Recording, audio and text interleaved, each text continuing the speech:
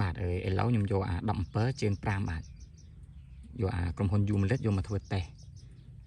គេខ្ញុំចូលកន្លែងគូតបងវាបាទហើយគ្រឿងខ្ញុំដាក់រួចអស់ហើយនេះមកតែឯងវាពិបាកថតបាទមកបងខ្ញុំដាក់បានខ្ទង់26គ្រាប់បាទចម្ងាយប្រហែលជា 4-5 ម៉ែត្រដែរបាទខាងមុខនេះខ្ញុំដាក់ទូរស័ព្ទមួយគ្រឿងទៀត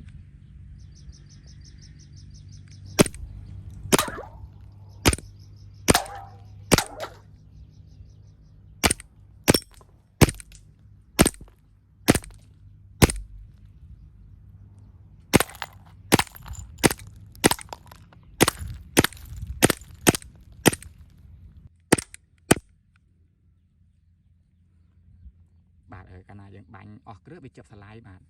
ហើយគៀសវាយើងចូលមកពេញនេះយើងបាញ់បានប្រហែលជា2 ដងបាទយើងតម្លាក់នេះមកហើយជាប់នេះមកដកបងដាក់គ្រឿងយើងបាញ់បានមួយសាទៀតបាទ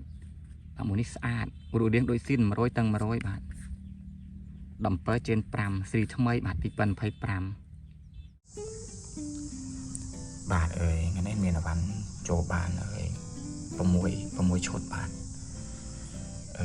អាមួយនេះ M1411 វា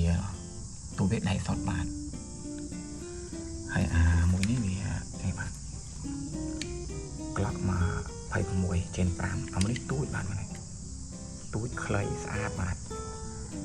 ក្រុមហ៊ុន1 2 3នេះវា10 bên bell អាមួយនេះវា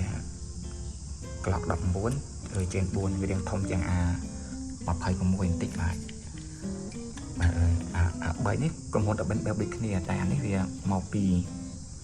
ពីឈុតបាទហើយអា2នេះវា Umalet នេះវាស្អាតបាទរូបរាងដូចស៊ីន100 ទៅ 100 បាទនេះក្លុក17 trên 5 បាទអាមួយនេះក្រុមហ៊ុន Umalet បាទតម្លៃវាថ្លៃតម្លៃជាមួយខ្ញុំបញ្ជាក់មួយឲ្យបាទអាមួយនេះ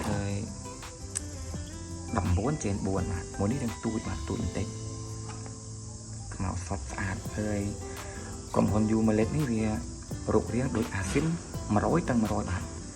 គឺ100 ទៅ 100 បាទឲ្យបាទខាងក្រៅបាទបាទលោកបញ្ជាក់បាទអីវ៉ាន់ទាំងអស់នេះប្រភេទប្រើគៀសបាទនេះប្រើគៀសគ្រាប់ជើនិងគ្រាប់ដែកយើងលេខក្នុងការកីឡាបាទមួយឈុតវាមានគៀសគ្រាប់ជើគ្រាប់ដែកឥឡូវខ្ញុំបញ្ជាក់តម្លៃបាទអាមួយនេះ1911ទូវាដៃសត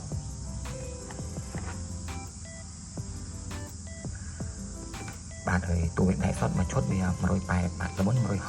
ឥឡូវវាឡើង180បាទ26នេះទូចបាទទូចខ្លីស្អាតអានេះក៏180ដែរបាទហើយអា19នេះបាទនេះអា19 trên 4 10 bên bell នេះក៏180ដែរបាទប្រអប់វាប្រអប់ជើបាទប្រអប់វាមួយឈុតដូចគ្នាបើថាអានេះបាទនេះ